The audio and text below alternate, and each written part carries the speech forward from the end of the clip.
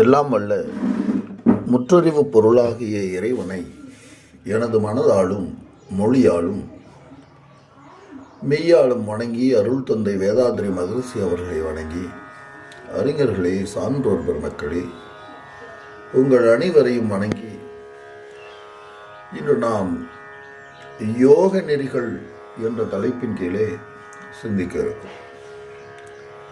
அறிஞர்களே, சான்றோர் பெருமக்களே, இந்த யோக நெறிகள் என்பது நமது இந்திய பாரம்பரியத்திலே பன்னெடும் காலமாக மனிதர்களிடையே பரவி இருக்கின்ற ஒரு அற்புதமான கலையாக இருக்கிறது. அத்தோடு இது குரு பாரம்பரியத்தின் வழியாக இது பல்வேறுபட்ட தரிசனங்களாக பிரிந்து இருக்கிறது. அப்ப இந்த யோகம் என்பதனை பற்றிய ஒரு அடிப்படையை இன்று நாம விளங்கிக் கொள்ள இருக்கிறோம். அப்ப இந்த யோகத்தை நாம் விளங்கிக் கொள்வதற்கு முன்பாக வாழ்க்கையினுடைய புருஷார்த்தங்கள், அதாவது வாழ்க்கையினுடைய படிநிலைகளை பற்றிய ஒரு தெளிவுக்கு நாம் வர வேண்டியது இருக்கிறது. இது என்ன வாழ்க்கையினுடைய தெளிவு அப்படின்னு பார்த்தோம்னா, எல்லா ஜீவராசிகளும் தன்னுடைய வாழ்க்கையிலே இன்ப நுகர்ச்சியை, மனதிற்கான இதமான சூழ்நிலையை விரும்பிக் கொண்டிருக்கிறது. ஆனால் இயற்கை மனிதனுக்கும் சரி, உயிர்களுக்கும் சரி, இன்பத்தையும் துன்பத்தையும் மாற்றி மாற்றி கொடுத்து கொண்டிருக்கிறது. அப்ப இந்த உயிரினங்கள் அல்லது மனிதன் துன்பத்தை ஒருபோதும் விரும்புவதில்லை. அவன் இன்பத்தையே நாடி செல்கிறான். அவ்வாறு அவன் இன்பத்தை நாடி செல்லும் போது இந்த இன்பங்கள் எல்லாமே இடம், காலம், குணம் என்ற வரையறைக்குள்ளே சிக்கிக்கொண்டு இடத்தாலும் காலத்தாலும் குணத்தாலும் அவை எல்லைப்படுத்தப்பட்டிருக்கிறது. அப்ப இடம், காலம், பொருள், குணம் என்ற 4 வகையான எல்லைகளுக்குள்ளே இந்த இன்பம் என்பது வரைமுறைப்படுத்தப்பட்டிருக்கிறது.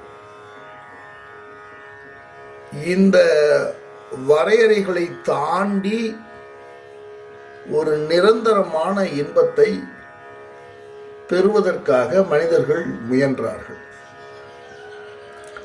இதை நம்ம எப்படி புரிஞ்சுக்கிறதுனா, இப்போ ஒரு பொருளின் மீது நாம் ஆசை வைக்கிறோம், அந்த பொருளை பெறுகிறோம், அந்த பொருளை அனுபவிக்கிறோம். அதை 3 நிலைகளிலே சொல்லலை. மோதம், பிரமோதம்,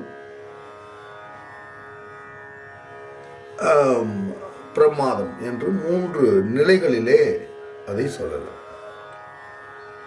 அப்ப ஒரு பொருளை இல்லாதிருக்கும் போது அதன் மீது விருப்பம் கொள்ளுதல் என்பது ஒரு நிலை.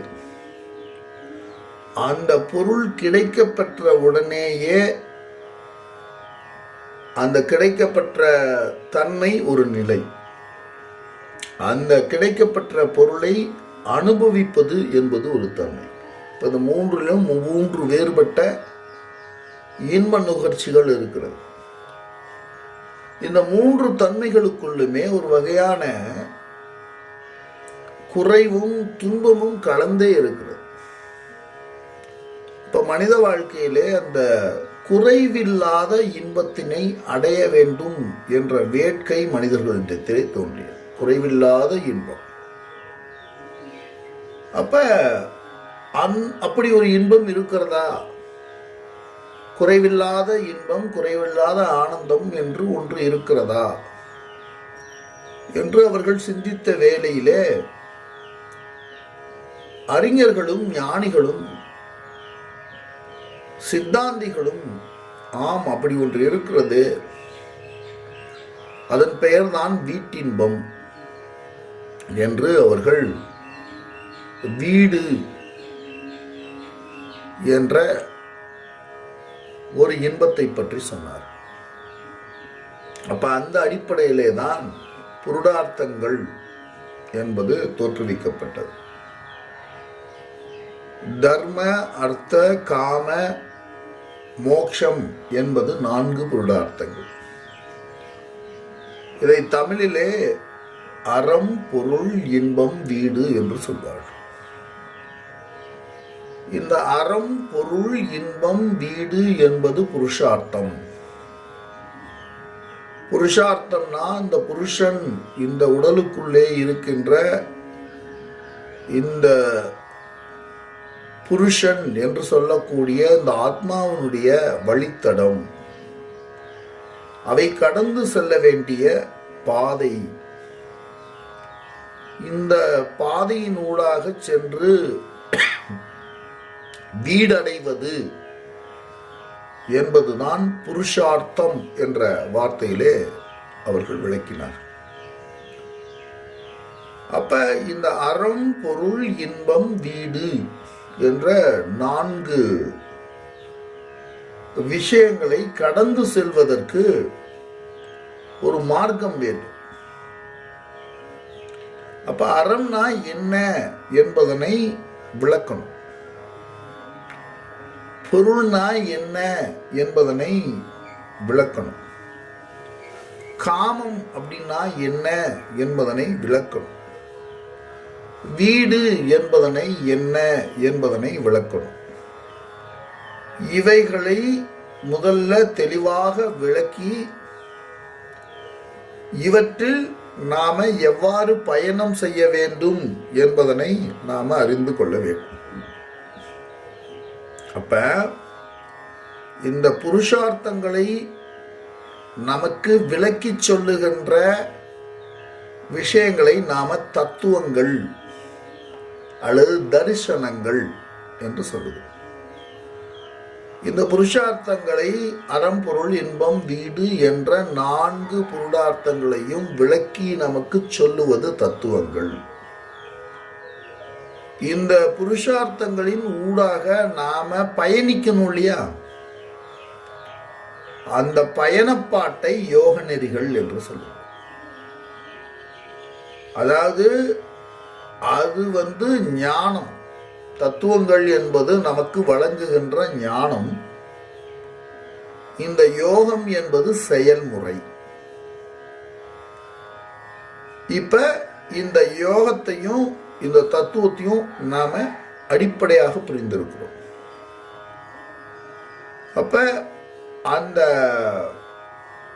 தத்துவங்கள் இந்தியாவில் தத்துவங்கள் 2 வகைகளாக பிரிகிறது. ஒன்று யோகத்தை ஏற்றுக்கொண்ட தத்துவங்கள், யோகத்தை ஏற்றுக்கொள்ளாத தத்துவங்கள் என்று 2 வகையான தத்துவங்கள் இருக்கின்றன. யோகத்தை அடிப்படையாக கொண்ட தத்துவங்கள் அப்படின்னு எடுத்துக்கிட்டோம்னா அத சாங்கிய தத்துவம், யோக தத்துவம், நியாய தத்துவம், வைசேசிக தத்துவம், அதுபோல பூர்வ மீமாம்சம், உத்தர மீமாம்சம் என்று 6 தரிசனங்கள், 6 தத்துவங்கள் அடிப்படையாக நின்று இந்த புருஷார்த்தத்தை விளக்குகின்றன.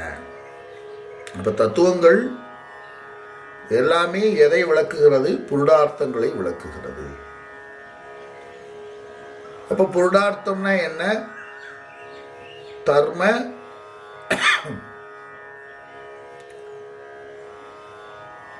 தர்ம அர்த்த காம மோக்ஷம், அதான் பொருளாதாரம். தமிழில் மறுபடியும் சொல்லணும்னா அறம் பொருள் இன்பம் வீடு. ஏன் இதை சமஸ்கிருதத்தோடு கலந்து சொல்கிறோன்னா, நமக்குள்ள மொழி வேறுபாடுகள் இல்லாமல் தரிசனங்களை நாம் பார்க்கணும். பொருள் நிலையில் நின்று அதை தரிசனங்களாக நாம் பார்க்கும்போது தான் அவைகள் புரியும். அப்போ இந்த வேதங்களை ஏற்றுக்கொள்ளாத தத்துவங்கள்னு 2 சொன்னீங்களே சார், அது என்னன்னா சமண தத்துவமும் பௌத்த தத்துவமும் வேதங்களை ஏற்றுக்கொள்ளவில்லைன்னா வேதங்களில் சொல்லப்பட்டுள்ள பொருள்நிலைகளிலிருந்து மாறுபட்ட கருத்துக்களை அவைகள் கொண்டிருக்கின்றன. உதாரணத்துக்கு சொல்லணும்னா, வேதம் பிரம்மம் என்ற ஒன்றை அறிமுகம் செய்கிறது, பிரம்மத்தை பற்றி வேதம் சொல்லுகிறது. ஆனால் பௌத்தமோ சமணமோ அதை ஏற்றுக்கொள்ளவில்லை. இல்லை பிரம்மம்ன்ற ஒரு ஆதாரம் தேவையில்லை. காரணம் என்னன்னா, இந்த உலகம் என்பது பௌத்தர்கள் சொல்லுகிறார்கள் ஷடிக விஞ்ஞானிகள் என்று சொல்லுவார்கள். வினாடிக்கு வினாடி தோன்றி மறைந்து கொண்டிருக்கிறது. எனவே அப்படி ஒரு ஆதார பொருள் இருப்பதற்கான வாய்ப்பில்லை என்று சொல்லுகிறார்கள். அந்த பௌத்தத்திலே இன்னொரு பிரிவினர்கள் சூன்யவாதிகள் என்று சொல்றாங்க. அவங்க என்ன சொல்றாங்க, உலகம் சூன்யம், இருப்பது போல இருக்கிறதே ஒழிய பட் இந்த உலகம்ங்கிறது உண்மையிலே கிடையாது. அது சும்மா ஒரு காணல் நீரை போல இந்த உலகமானது இருந்து கொண்டிருப்பது போல் தோன்றுகிறதே ஒழிய நிஜத்தில் உலகம் இல்லை என்ற முடிவிற்கு பௌத்தர்கள் வந்திருக்கிறார். இப்ப இது மாதிரி தான் சமணர்கள் குணாம்ச தத்துவத்தை அடிப்படையாக கொண்டு அவர்கள் குணங்களாக உலகம் இருக்கிறது என்ற கருத்துல, அதாவது சாங்கியர்களோடு அவர்கள் ஒத்துப்போகிறார். அப்ப சாங்கிய தரிசனம் என்ன சொல்லுது அப்படின்னா, சாங்கிய தரிசனம் உலகத்தை 24 தத்துவங்களாக பிடித்து புருடார்த்தம் புருஷன் என்ற ஒரு தத்துவத்தையும் வைத்து இந்த உலகம் 24 தத்துவங்களாக இருக்கின்றன. அதாவது அந்தக்கரணம் என்று சொல்லக்கூடிய 4 தத்துவங்களாகவும், பஞ்சதன் மாத்திரைகள் என்று சொல்லக்கூடிய 5 பஞ்சதன் மாத்திரைகளும், ஞானேந்திரியங்கள் 5, கர்மேந்திரியங்கள் 5, பஞ்சபூதங்கள் 5 15, பஞ்சதன் மாத்திரைகள் என்று சொல்லக்கூடிய சுவை ஒளி ஊறு ஓசை நாற்றம் என்று சொல்லக்கூடிய 5 20, அந்தக்கரணங்கள் என்று சொல்லக்கூடிய மனம் புத்தி அகங்காரம் சித்தம் என்று சொல்லக்கூடிய 4, இவை எல்லாமே 24 தத்துவங்களாக இருக்கிறது. இவற்றுக்கு ஆதாரமாக புருஷ தத்துவம் என்று ஒன்று இருக்கிறது. குணங்கள் சமநிலைப்பட்டு இருந்த இந்த குணங்களானது சமநிலை மாறுபாடு ஏற்படும் போது அதிலிருந்து பிரகிருதி என்ற ஒரு தத்துவம் தோன்றி அந்த பிரகிருதியாக இந்த உலகமும் அதற்கு ஆதாரமாக புருஷனும் இருக்கிறது என்று கபிலர் அவர்கள் இந்த தரிசனத்தை விளக்கி சொல்லுகிறார். அதுபோல அதனை கடந்து வருகின்ற பதஞ்சலி மகரிஷி அவர்கள் யோக தரிசனத்தை நமக்கு தருகிறார். அது ஒரு வகையான யோக தரிசனம். என்ன சொல்லுது, இந்த உலகம் சத்தியம், ஈஸ்வரன் என்பது தனியாக ஒரு தத்துவ பொருள் இருக்கிறது. இந்த ஆத்மா என்ற இந்த தத்துவமானது ஈஸ்வரனை சென்று அடைவதுதான் அந்த யோக தரிசனத்தினுடைய அடிப்படையாக இருக்கிறது. அதுபோல அது நியாயம் வைசேசிகம் இரண்டும் தர்க்கத்தை அடிப்படையாக கொண்டது. அப்ப அந்த தர்க்க தரிசனம் என்பது எல்லாவற்றுக்குமான ஆதார பொருளை தேடுகிறது. அவை கடைசியாக 2 விஷயங்களை நமக்கு சொல்லுகிறது. ஒன்று, பரிணாம கொள்கையை அவைகள் ஏற்றுக்கொள்கின்றன. அதுபோல அணுவாதம் என்று சொல்லக்கூடிய அணு கொள்கையை அது ஏற்றுக்கொள்கிறது. அது ஏறத்தாழ வேதாத்திரிய தத்துவத்தை அடிப்படையாக, வேதாத்திரிய தத்துவம் நியாய தத்துவத்தையும் வைசேசிய தத்துவத்தையும் ஏற்றுக்கொண்டுள்ளதாக இருக்கிறது. அப்புறம் பூர்வ மீமாம்சம் என்பது வேதத்தினுடைய முற்பகுதி, அதாவது கர்மகாண்டத்தை எடுத்துக்கொண்டு அந்த கர்மகாண்டத்தில் கர்மத்தின் வழியாக பிரம்மத்தை அடைகின்ற வழிமுறைகள், அதாவது கர்மயோகம் பற்றியும் காமிய கர்மம் கர்மயோகம் பற்றி சொல்லி அதனுடைய இறுதி நிலையான வீடு பெற்றை அது ஒரு வகையில் விளக்கி சொல்கிறார். அது ஆதிசைமன்யர் அப்படிங்கிறவர் ஒரு வடிவமைச்சு கொடுத்துருக்கார். அதுபோல உத்தரமீமாம்சம் என்பது இவர் வேதவியாசகர் அவர்களால் உத்தரமீமாம்சம் வடிவமைக்கப்படுகிறது. அப்போ இந்த உத்தரமீமாம்சம் என்பது இந்த வேதத்தினுடைய இறுதி பகுதியான ஞான காண்டத்திலிருந்து உபனிஷத்களை தொகுத்து அவர் ஞான காண்டமாக தனியாக அவர் பிரித்து கொடுத்தார். அந்த உத்தரமீமாம்சம் பிற்காலத்திலே ஆதிசங்கரர் அவர்களாலே அத்வைதம் என்று அதற்கு விளக்கம் தரப்பட்டது. ராமானுஜர் அவர்களாலே அது விசிஷ்டாத்வைதம் என்று விளக்கம் தரப்பட்டது. மத்வாச்சாரியார் அவர்களின் மூலமாக அவர் துவைதம் என்று விளக்கம் தரப்பட்டது. அப்ப இந்த துவைதம், விசிஷ்டாத்வைதம், அத்வைதம் என்பது வெவ்வேறுபட்ட தரிசனங்கள் அல்ல. ஒரு குறிப்பிட்ட இலக்கை அடைவதற்கான ஒரு படிநிலைகள் தான். அவரவர்களுடைய அந்த ஆன்மாவினுடைய தன்மைக்கு தகுந்தது போல இந்த உலகத்தை அவரவர்கள் தரிசித்து வைத்திருப்பார்கள். அப்ப நம்ம புரிஞ்சுக்க வேண்டிய விஷயம் என்னன்னா,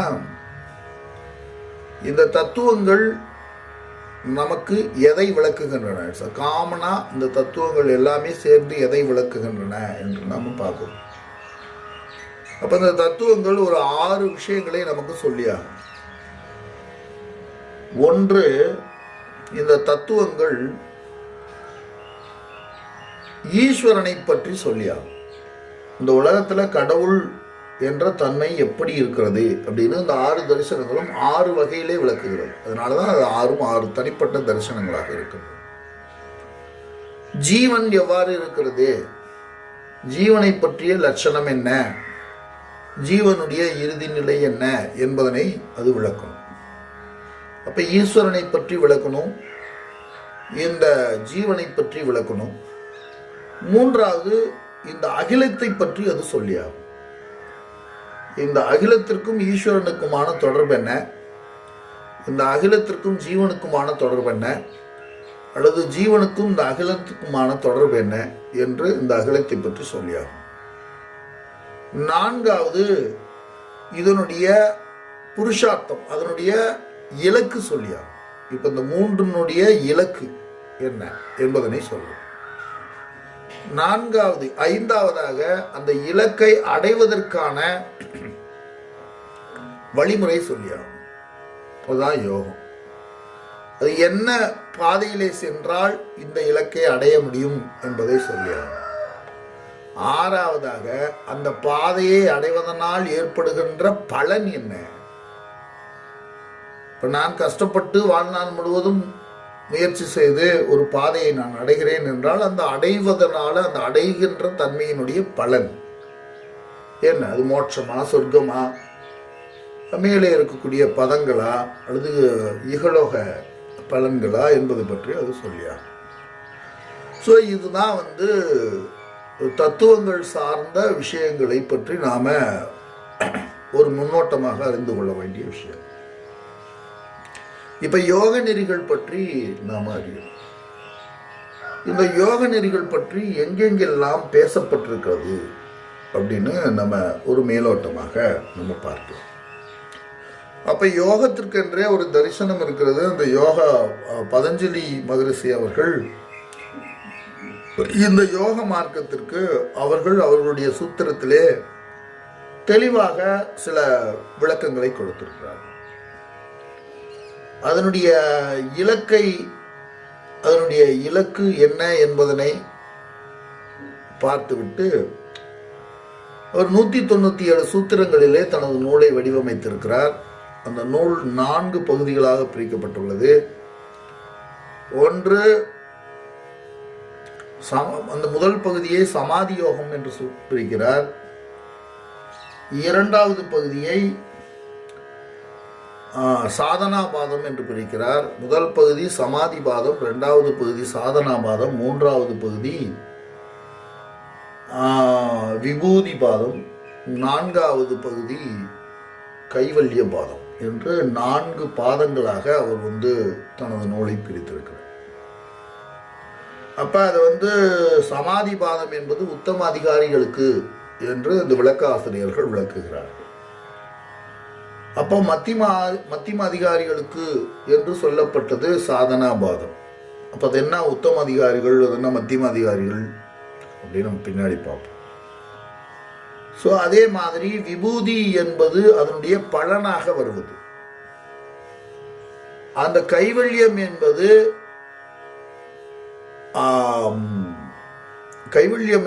அதனுடைய மோட்சம், அதனுடைய இறுதி நிலை. விபூதி என்பது இந்த யோகத்தினால் ஏற்படக்கூடிய விளைவுகள். கைவல்யம் என்பது அந்த விளைவுகள் நமக்கு தரக்கூடிய பலன்கள். இதுதான் இந்த நூல் வடிவமைக்கப்பட்டுள்ள ஒரு விஷயம். அப்ப இதை தாண்டி வேற எங்கெங்கெல்லாம் சொல்லப்பட்டிருக்கிறது அப்படின்னா, பகவத்கீதை என்ற நூல் என்பது ஒரு யோக வடிவமாகவே அது வடிவமைக்கப்பட்டிருக்கிறது. அதில் பகவான் கிருஷ்ணர் அவர்கள் யோகத்தினை கர்மயோகம், பக்தி யோகம், ஞான யோகம் என்று அந்த நூல் 18 அத்தியாயங்களை 6 அத்தியாயங்களாக பிரித்து விளக்காசிரியர்கள், பின்னாடி வந்த விளக்காசிரியர்கள் அதற்கு விளக்கம் கூறுகிறார்கள். முதல் 6 அத்தியாயம் என்பது ஜீவனை பற்றியும் ஜீவனுடைய முக்த நிலையை பற்றியும் ஜீவன் ஆற்ற வேண்டிய கர்மங்கள், சுய முயற்சி பற்றியும் வலியுறுத்தி கூறக்கூடியவைகளாக இருக்கிறது. இரண்டாவது 6 பகுதிகள் என்பது ஈஸ்வரனை பற்றியும் அந்த ஈஸ்வரனை அடைவதற்கான பக்தி மார்க்கம் பற்றியும் அதே வேளையிலே அந்த ஈஸ்வர அனுக்கிரகம் பற்றியும் அது கூறுகிறது. மூன்றாவதாக இருக்கக்கூடிய இந்த 13 18 வரை இருக்கக்கூடிய அத்தியாயமானது ஜீவ பிரம்ம ஐக்கியத்தை கூறுகிறது. இந்த ஜீவனும் பிரம்மனும் எவ்வாறு ஐக்கியப்படுத்தப்பட்டிருக்கிறார்கள், எப்படி 1 2 பிரிந்திருக்கிறது அல்லது 2 பிரிந்திருக்கின்ற இந்த ஜீவனும் பிரம்மனும் ஒன்று எவ்வாறு என்பது நிலைநாட்டப்படுகிறது. அதுல குணமேன்மை என்பது அடிப்படையாக இருக்கிறது. இந்த குண மாறுபாட்டின் காரணமாக, இந்த குணங்களின் காரணமாக எப்படி இந்த உலகமானது ஜெகத்தாகவும், எப்படி ஜீவனாகவும், எப்படி ஈஸ்வரனாகவும் பிரிவுபட்டு கிடக்கிறது. ஆனால் இதனுடைய ஆதார பொருளை நாம் அடைவதற்கு, ஆதார பொருளை நாம் தெரிந்து கொள்வதற்கான நடவடிக்கைகள் என்ன என்பது அந்த பகவத்கீதையிலே அங்கே விளக்கி கூறப்பட்டிருக்கிறது. இதுபோல சைவ சித்தாந்தத்திலே யோக நெறிகள் விளக்கி கூறப்பட்டிருக்கிறது. இது மாதிரியான நம்ம திருக்குறள் இந்த புருடார்த்தங்களை அடிப்படையாக கொண்ட ஒரு வகையான யோக நெறியும் உள்ளே சொல்லப்பட்டிருக்கிறது. அறம், பொருள், இன்பம் என்று 3 தனது நூலை திருவள்ளுவர் வடிவமைத்திருந்த போதிலும் அறம், பொருள், இன்பம், வீடு என்ற வீட்டிற்பாலையும் அவர் சொல்லியிருக்கிறார் என்று விளக்காசிரியர்கள், பரிமேலழகர் உள்ளிட்ட விளக்காசிரியர்கள் அதற்கு விளக்கம் கூறுகிறார்கள். அவ்வாறு பரிமேலழகருடைய விளக்க உரையின் அடிப்படையிலே நாம திருக்குறளை அணுகும்போது அவை பல்வேறுபட்ட யோக நெறியையும் உள்ளடக்கியதாக, பல்வேறுபட்ட ஞான நெறியையும் உள்ளடக்கியதாக திருக்குறள் தன்னை வெளிப்படுத்திக் கொள்கிறது. அப்ப இதெல்லாம் யோகத்திற்கான அடிப்படைகளும் யோகத்திற்கான விஷயம். இப்போ நம்ம அடுத்து என்ன புரிஞ்சுக்கணும்னா, சரி யோகம்னு நீங்கள் ஏதோ சொல்கிறீங்க, பட் அந்த யோகத்தை எப்படி விளங்கிக் கொள்வது அப்படின்னா, அந்த யோகம் என்பது நமது வாழ்க்கையில இந்த புருஷார்த்தங்களை கடக்கின்ற வழிமுறைகள், செயல் வகைகள். எந்த புருஷார்த்தம்? தர்ம, அர்த்த, காம, மோட்சம் என்று சொல்லக்கூடிய இந்த புருஷார்த்தங்களை நாம கடந்து செல்வதற்கு இந்த யோக நெறியை நாம பின்பற்ற வேண்டியது இருக்கு. அப்ப அந்த யோகத்தை பின்பற்றுதல் அப்படிங்கிறது என்ன அப்படின்னா, இந்த உலகத்தை நாம நம்மளுடைய இந்திரியங்களின் வாயிலாகவும் நம்முடைய மனதின் தன்மையாலும் இந்த மனதிற்கு ஆதாரமாக இருக்கக்கூடிய காரண சரீரம் அல்லது பாவ புண்ணியங்களின் தொகுப்புகளின் காரணமாக நாம இந்த உலகத்தில் அனுபவங்களை பெறுகிறோம் என்ற முடிவிற்கு எல்லா சாஸ்திரங்களும் வருகின்றன. எல்லா சாஸ்திரங்களும் இதை அடிப்படையாக ஏற்றுக்கொள்ளுகின்றன. எதை? ஒரு பாவத்தின் புண்ணியத்தின் விளைவாகத்தான் ஜீவன் பிறப்பெடுக்கிறான். அந்த பாவ புண்ணியங்களின் தன்மைகளுக்கு ஏற்றாற் போல அவன் தனது வாழ்க்கையை நடத்துகிறான் அல்லது இன்ப துன்ப அனுபவங்களை பெறுகிறான். அப்ப அந்த இன்ப துன்ப அனுபவங்கள் தீர்ந்து போன பின்பு அவன் மறுபடியும் பிறப்பெடுத்துக் கொண்டிருக்கிறான் என்பதனை எல்லா தரிசனங்களும் ஏற்றுக்கொண்டு விட்டன. அதை அடிப்படையா வச்சுதான் இந்த தத்துவங்கள் எல்லாமே விரிகின்றன. அப்ப இந்த மூன்றையும் பிறப்பெடுத்த பிறகு நான் சரி செய்து வீட்டை அடைய முடியுமா என்பதுதான் இதுல ஆராய்ச்சி. அதை விசாரம் என்று சொல்வார். இப்ப விசாரம் என்னன்னா, என்னுடைய பாவ புண்ணியத்தின் காரணமாக நான் பிறந்துட்டேன் அப்படிங்கிறத ஒரு வகையில், ஏன்னா வேதம் சொல்லுது, எனவே நான் அதை ஏற்றுக்கொள்கிறேன். அந்த பாவத்தையும் புண்ணியத்தையும் இந்த பிறவியிலே என்னால் போக்கிக் கொள்ள இயலுமா இயலாதா? அப்ப அந்த பாவத்தையும் புண்ணியத்தையும் போக்கிக் கொள்ள இயலாது, எல்லாம் இறைவன் சித்தம்தான் என்றால் என்னுடைய வாழ்க்கையிலே என்னுடைய பிறவிக்கான பொருள் என்ன?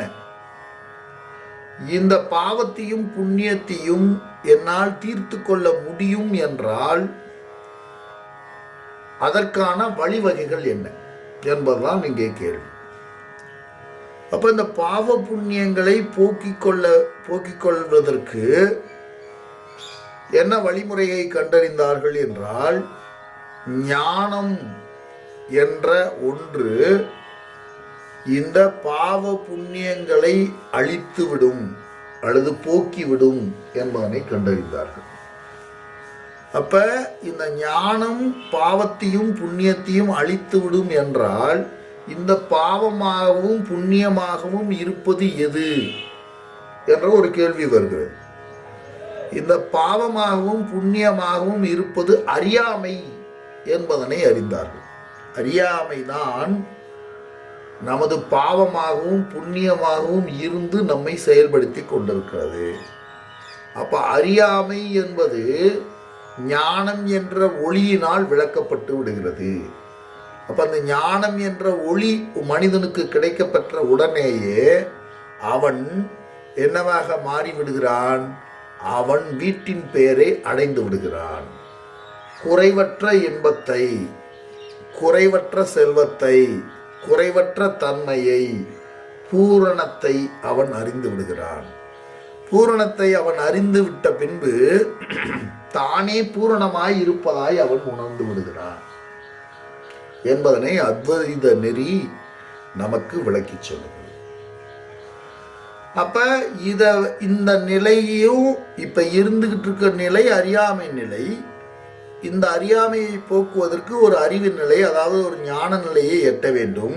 இது ரெண்டுக்கும் இடையில எது என்னை தடுத்து கொண்டிருக்கிறது என்றால் நம்முடைய புலன்களும் நம்முடைய மனமும் நம்மை அறியாமைக்கும் அறிவுக்கும் இடையிலே வைத்து நம்மை நமக்கே தெரியாத வண்ணமாக அவை வைத்திருக்கிறது. இதை சாஸ்திரம் என்ன சொல்லுகிறது என்றால் இதைத்தான் மலங்கள் என்று சொல்லுகிறது. மும்மலங்கள், ஆணவம், கண்மம், மாயை என்று சொல்லக்கூடிய இந்த மும்மலங்கள் நம்மை அறியாமைக்கும் அறிவுக்கும் இடையிலே நிறுத்தி வைத்திருக்கிறது. இவை இரண்டும் நம்மை தடுத்து வைத்திருக்கிறது. அப்ப இவைதான் நம்மை இந்த உலகத்தோடு பந்தப்படுத்தி வைத்திருக்கிறது. பந்தம் என்ற சொல்லுக்கு கட்டு. இந்த உலகத்தோடு நம்மை கட்டி வைத்திருக்கிறது. இந்த உலகம் நிஜம் என்று நம்மை நம்ப வைத்திருக்கிறது. இந்த உலகத்தில் இன்பமும் துன்பமும் இருக்கின்றன. இந்த இன்பமும் துன்பமும் என்னை மறுபடியும் வந்தடைகிறது, அல்லது நானே இன்பத்தின் துன்பத்தையும் அனுபவிக்கிறேன் என்று ஜீவனை கர்த்தாவாகவும் ஜீவனை போக்தாவாகவும் வைத்திருக்கிறது. கர்த்தா என்றால் செயல் செய்பவன், போக்தா என்றால் அதை அனுபவிப்பவனாக இருக்கிறான். அப்ப இந்த இடத்துல தான் தரிசனங்கள் எல்லாமே வேறுபடுகின்றன. தரிசனங்கள் என்றால் தத்துவங்கள். இந்த தத்துவங்கள் எல்லாமே, ஒரு சில தத்துவங்கள் ஈஸ்வரன் கர்த்தாவும் அல்ல போக்தாவும் அல்ல, ஆனால் ஜீவன் கர்த்தாவாகவும் போக்தாவாகவும் இருக்கிறான். எனவே கர்த்தாவாகவும் போக்தாவாகவும் இருக்கின்ற இந்த ஜீவன் கர்த்தாவாகவும் போக்தாவாகவும் இல்லாத ஈஸ்வரனை சென்றடைவதுதான் மோட்சம் என்று தரிசனங்கள் விளக்குகின்றன. அப்ப இந்த உலகத்தையும் இந்த உலகத்திற்கு ஆதாரமாக இருக்கக்கூடிய பிரம்மத்தையும் சில தரிசனங்கள் ஏற்றுக்கொண்டு விடுகின்றன. ஆமா, இந்த உலகமும் இருக்கிறது, இதற்கு ஆதாரமான சக்தி, ஆதாரமான ஆதார பொருளும் இருக்கிறது. எனவே இரண்டையும் சமன் செய்வதற்கு யோக நெறிகள் பயன்படுகின்றன என்று அவை ஒரு வகையான யோக நெறிகளை நமக்கு அறிமுகம் செய்கின்றன. இது மாதிரி இல்ல இந்த உலகம் என்பது மித்யா, இந்த உலகம் இல்லை, இதற்கு ஆதாரமான ஒரே ஒரு பொருள் பிரம்மம் மட்டும்தான் இருக்கிறது, இந்த உலகம் என்பது வெறும் காட்சி பிழையாக இருக்கிறது, பார்ப்பதற்கு இருப்பது போல் இருக்கிறதே ஒழிய உண்மையில் இல்லை என்பதனை தரிசிப்பதற்கு ஒரு வகையான யோக வழிமுறைகளை அவைகள் சொல்லிக் கொடுக்கின்றன. இது போல சைவ சித்தாந்திகள் என்ன சொல்லுகிறார்கள்? அவர்கள் 24 தத்துவங்களை தாண்டி 36 தத்துவங்களாக அவர்களுடைய தத்துவங்களை விரிக்கிறார்கள். நாம் முன்னே சொன்ன 24 தத்துவங்களை தாண்டி இந்த புருஷ தத்துவத்தை பல்வேறுபட்ட 2 பிரிவுகளாக பிரிக்கிறார்கள். ஒன்று, அவர்கள் ஒட்டுமொத்த பிரபஞ்சத்தையும் பதி, பசு, பாசம் என்ற தன்மையிலே பிரிக்கிறார்கள். பதி என்பது உயர்ந்த நிலை, முற்றறிவு பொருள். பசு என்பது சிற்றறிவு பொருள். பாசம் என்பது அறிவில் பொருள், அறிவில்லாத ஜட பொருட்கள். இந்த மூன்றின் கூட்டாக தான் இந்த பிரபஞ்சம் இருக்கிறது. அப்ப அந்த பதி என்பது, அந்த முற்றறிவு பொருள் என்பது அது ஒரு 5 பதங்களாக தனித்தனியாக பிரிக்கப்பட்டிருக்கிறது. ஒன்று, அதை நம்ம என்ன சொல்லுவாங்கன்னா பிந்து தத்துவம்,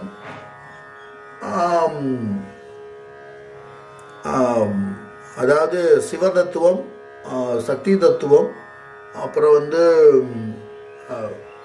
ஈஸ்வர பிந்து தத்துவம், அப்புறம் லிங்க தத்துவம், இது மாதிரி இன்னொரு தத்துவம் அதுக்குள்ள இருக்க 5 தத்துவங்களாக அவர்கள் பிரிக்கிறார்கள். அதுபோல் இதை சிற்றறிவு பொருளாக இதை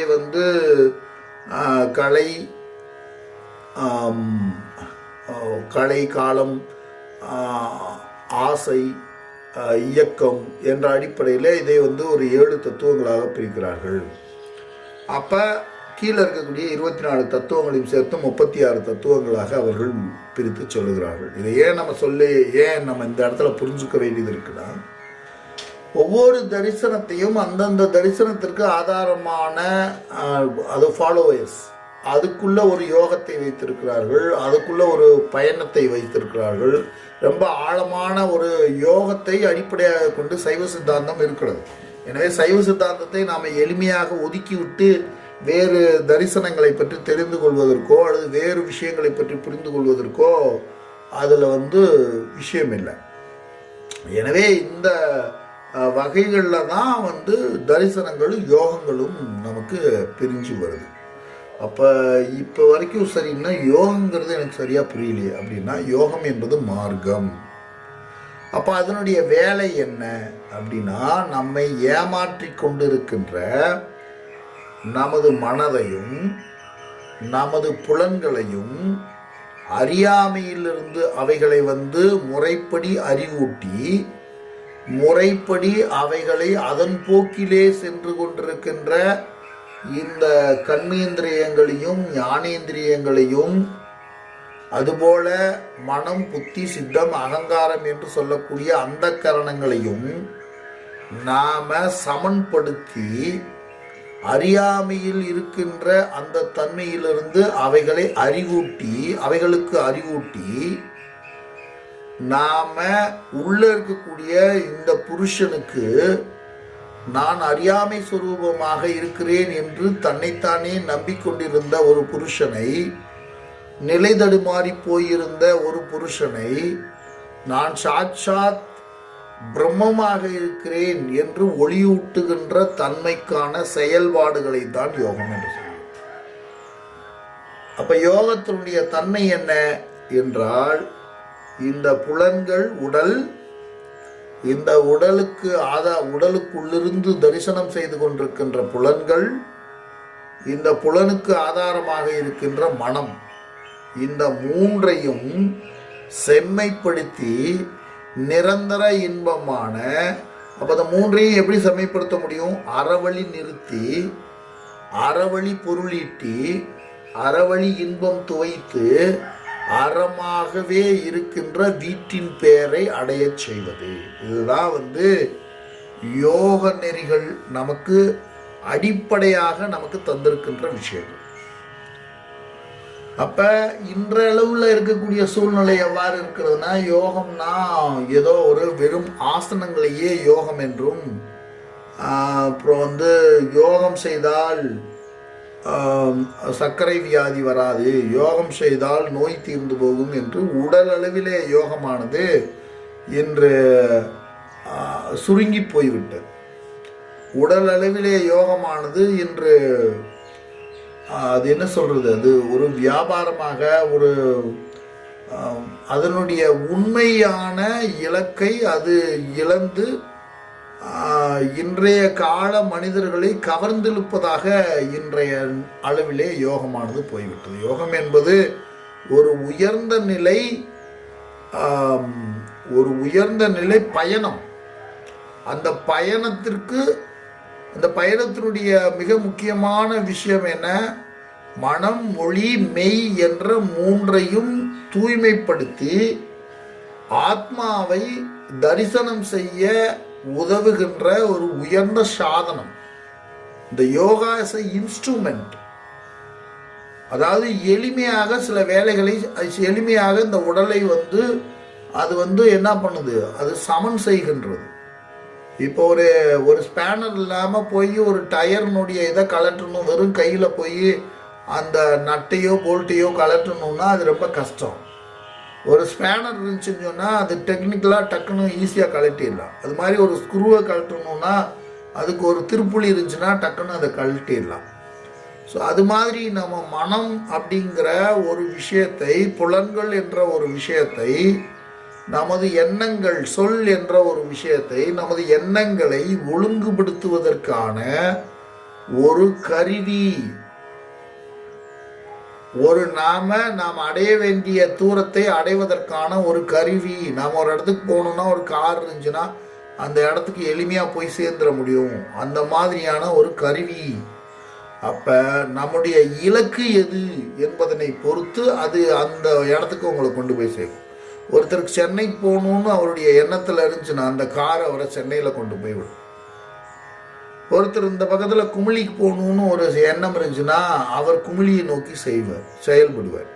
அப்போ நம்ம அந்த இலக்கை எதன் மூலமாக தீர்மானிக்கிறோம்? தத்துவத்தின் மூலமாக தீர்மானிக்கிறோம். தத்துவங்கள் ஒவ்வொன்றும் ஒவ்வொரு இலக்கை சொல்லுகின்றன.